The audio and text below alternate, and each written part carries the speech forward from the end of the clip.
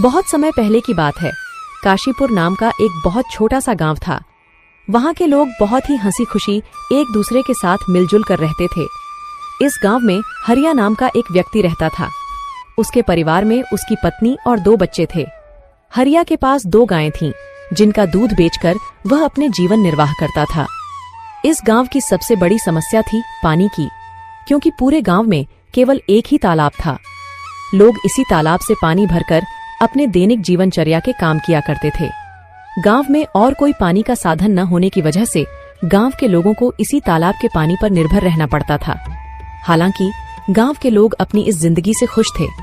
कुछ समय यूं ही हंसी खुशी बीत जाता है, लेकिन एक दिन जब गांव के कुछ लोग तालाब पर पानी भरने जाते हैं तो देखते हैं कि तालाब में बड़े बड़े मगरमच्छों ने कब्जा कर लिया है। अब लोग तालाब से पानी भरना छोड़ देते हैं, क्योंकि मगरमच्छ उन्हें मार सकते थे। थोड़े दिन बाद कुछ लोगों ने हिम्मत करके उस तालाब से पानी लाने की कोशिश की, मगर तालाब के मगरमच्छ उन्हें भी मारकर खा गए। इस घटना से पूरे गांव में भय और हड़कंप मच गया। अरे देखो भाई लोग, तालाब के इन बड़े बड़े मगरमच्छों ने हमारे गांव के 2 लोगों को मार दिया। अगर ऐसा ही चलता रहा तो धीरे धीरे ये पूरा गांव खत्म हो जाएगा। हाँ भाई रामू, अगर हम इन मगरमच्छ के निवाले नहीं भी बने तो भी बूंद बूंद पानी को तरस तरस कर मर जाएंगे। हाँ भाई लोग, ये तो बहुत बड़ी समस्या हो गई है। अगर हम तालाब के पास भी जाएंगे तो ये मगरमच्छ हमें मार डालेंगे। लेकिन बिना पानी के हमारा गुजारा कैसे होगा? हमें कुछ करना पड़ेगा। तुम सही कह रहे हो चंदन, हमें तुरंत पंचायत बुलानी चाहिए और सरपंच जी को बताना चाहिए। हाँ चलो सरपंच जी के पास चलते हैं, अब वही कुछ कर सकते हैं। गांव के लोग मिलकर पंचायत में सरपंच जी के पास जाते हैं और अपनी समस्या बताते हैं।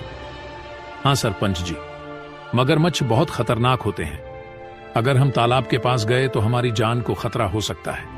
हाँ सरपंच जी, हरिया सही कह रहा है। हमने देखा कि कुछ लोग पानी भरने गए थे और मगरमच्छों ने उन पर हमला कर दिया। हाँ भाइयों, यह समस्या सच में गंभीर है, लेकिन हमें इसका कोई समाधान निकालना होगा। एक व्यक्ति है जो हमें इस समस्या से निकलने के लिए कोई बेहतर सुझाव दे सकता है। वह है मुखिया हरिलाल। हमें इस बारे में हरिलाल से बात करनी चाहिए। वह गांव के सबसे अक्लमंद इंसान है। वह इस समस्या का कोई ना कोई हल निकाल ही लेंगे।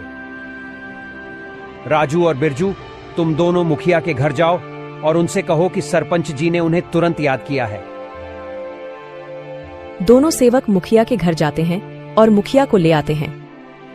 सरपंच जी, कहिए आपने हमें कैसे याद किया? हरिलाल, हमारे गांव के तालाब पर मगरमच्छों ने कब्जा कर लिया है और लोगों को पानी के लिए बहुत समस्या हो रही है।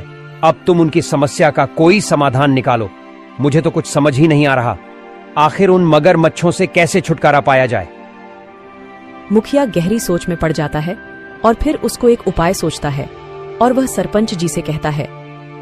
सरपंच जी, मगरमच्छों से लड़ना आसान नहीं है। हमें एक दूसरा तालाब बनाना होगा। ये काम आसान नहीं होगा, लेकिन अगर हम सब मिलकर मेहनत करेंगे तो नया तालाब जल्दी ही बन जाएगा। मुखिया जी, आप बिल्कुल सही कह रहे हैं। हम सब मिलकर मेहनत करेंगे और नया तालाब बनाएंगे। हाँ, हमें मिलकर काम करना होगा। इस समस्या का यही समाधान है। चलो फिर कल से ही हम नया तालाब खोदने का काम शुरू करते हैं। सभी गांव वाले मिलकर काम करेंगे और पानी की समस्या से जल्द ही निजात पाएंगे। गांव वाले मुखिया जी के सुझाव से सहमत होते हैं और अगले दिन से ही तालाब खोदने का काम शुरू कर देते हैं। कुछ ही दिनों की मेहनत और मशक्कत के बाद आखिरकार गांव के लोगों ने मिलकर एक बहुत ही गहरा तालाब खोद लिया। बस फिर क्या था, वर्षा ऋतु का मौसम भी आ गया और गांव में जोरदार बारिश शुरू हो गई। बारिश से वह तालाब लबालब पानी से भर गया, जिसे देख गांव के लोग बहुत खुश हुए।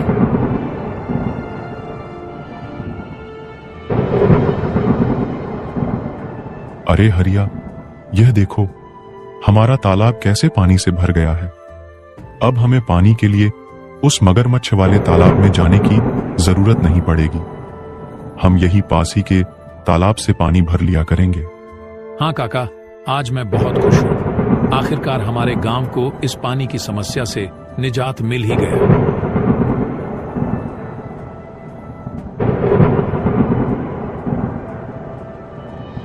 ऐसे ही कुछ दिन हंसी खुशी बीत जाते हैं। गांव के लोग तालाब के होने से बहुत खुश थे, लेकिन एक दिन गांव के लोगों की खुशी को जैसे किसी की नजर ही लग गई।